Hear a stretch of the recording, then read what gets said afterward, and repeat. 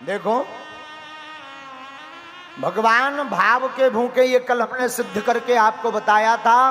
ठाकुर जी की पूजा करने के लिए, भक्ति करने के लिए जरूरी नहीं है कि तुम्हें टेंट लगाया जाए, पंडाल लगाया जाए, भगवान बड़े बैठारे जाएं, बड़ों सो मंदिर संगमरमर को बनाया हो जाए तभी भक्ति होगी। भगवान की भक्ति तो कहीं पर भी रह करके भी, किसी भी परिस्थिति में रह करके भी की जा सकती है। हमारे एक संत कहते थे, जिस देश में जिस वेश में परिवेश में रहो, राधा रमण राधा रमण राधा रमण कहो। चाहे जिस देश में रहो या परिवेश में रहो, गोविंद का गुणानुवाद लो, गाओ, कीर्तन करो। भगवान के पास जाने के लिए जरूरी नहीं कि तुम सोना चांदी लेकर जाओ, मेवा फल लेकर के जाओ। पत्रम पुष्पम फलम तोयम यो में यथा प्रयक्षति। भगवान कहते पत्र हो, पुष्प हो, कुछ ना भी हो।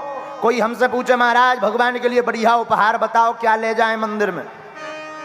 तो कभी भगवान के घर जाने का मौका मिले और कुछ उपहार लाने का मौका मिले तो कुछ ले जाओ या ना ले जा पाओ, मिठाई ले जाओ या न ले जाओ, पुष्प ले पाओ या न ले पाओ, जाना दोनों हाथ जोड़कर आंखों में आंसू भरकर कहना, हम तुम्हारे तुम हमारे।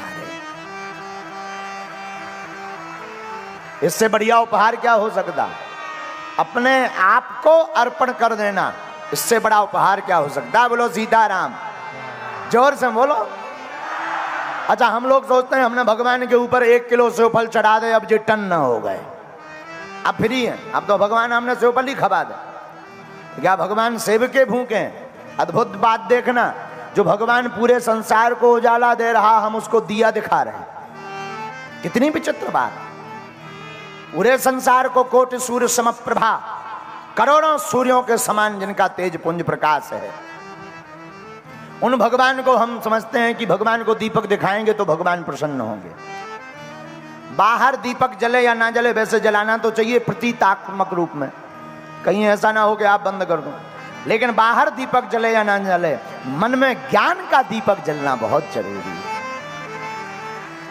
हृदय में गुरु ज्ञान का दीपक जलना बहुत जरूरी है।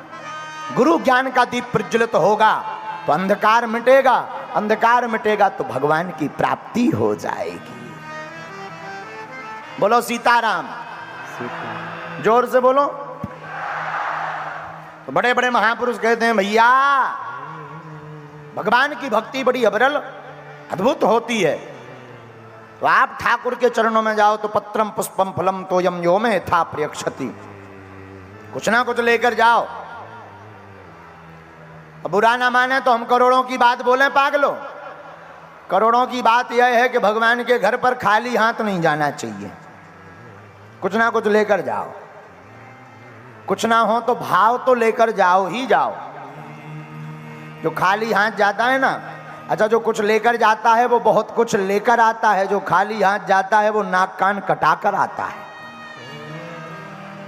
रामायण का एक प्रसंग है महाराज जी, सूर्पनखा का। खाली हाथ गई थी, नाक कान चढ़ाया आई थी, दोनों झक। और भागवत का एक प्रसंग है सुदामा जी का, 3 मुट्ठी तंदुल लेकर गए थे, 2 लोकों के राजा बनकर के आए थे।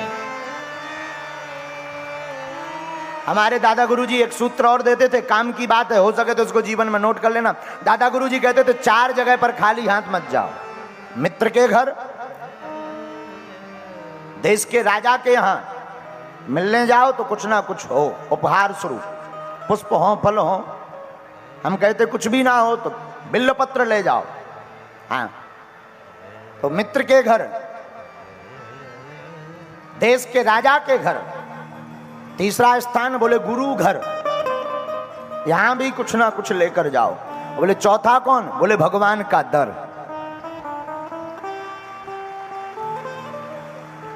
भगवान से पूछो कि प्रभु आपको चाहिए क्या, तो भगवान ने उत्तर गीता में दिया, बोले पत्रम पुष्पम फलम तोयम। आप जो ले आओ सब स्वीकार है, भगवान को तो सब स्वीकार है।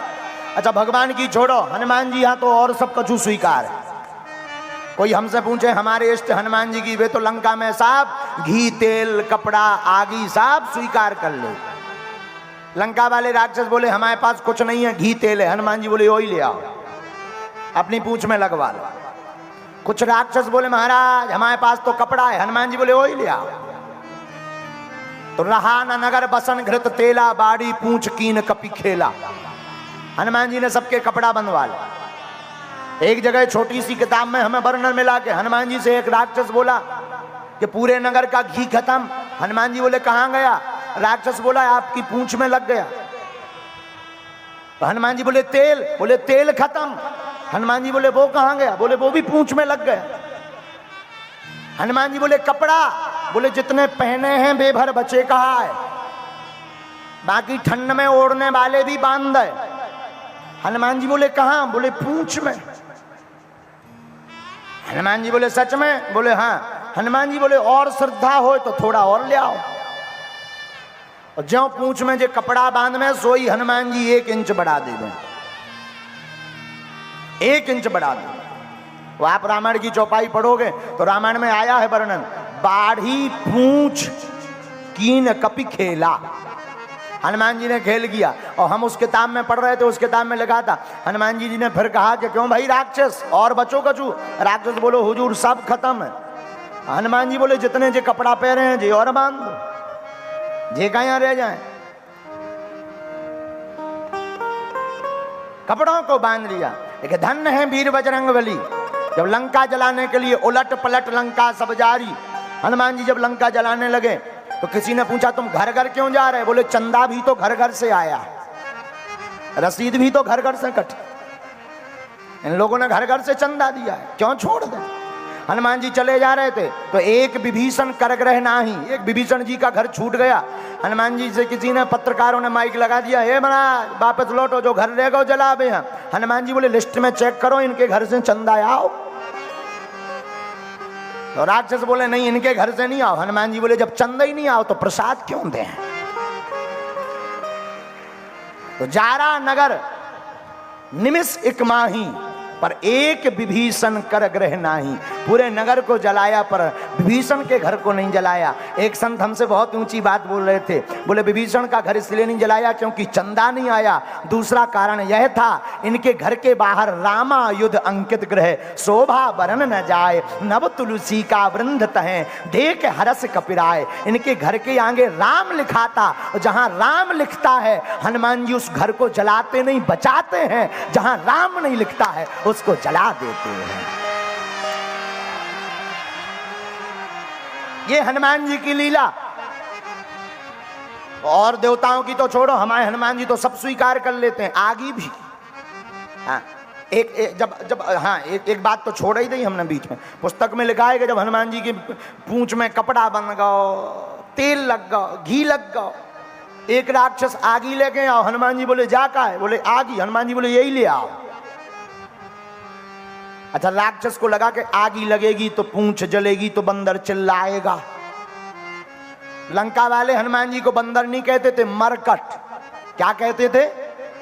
मरकट। अच्छा, मरकट क्यों कहते थे? लंका वालों ने नाम निकाल रखा था, क्योंकि हनुमान जी मारत भी हते और काटत भी हते, इसलिए उन्होंने दोनों को जोड़ के नाम बना दिया मरकट। मरकट माने भी बंदर ही होता है। बोलो सीताराम। भगवान गीता में कहते पत्रम पुष्पम फलम तोयम यो में यथा प्रियक्षति। आपको जो प्रिय लगे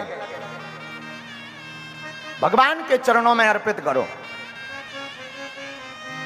और एक संत बहुत अच्छी बात बोलते थे, एक महात्मा कहते रोज रात को सोते समय भगवान को पुण्य और पाप दिन भर के दोनों अर्पण कर देना चाहिए। दोनों अर्पण कर देना चाहिए।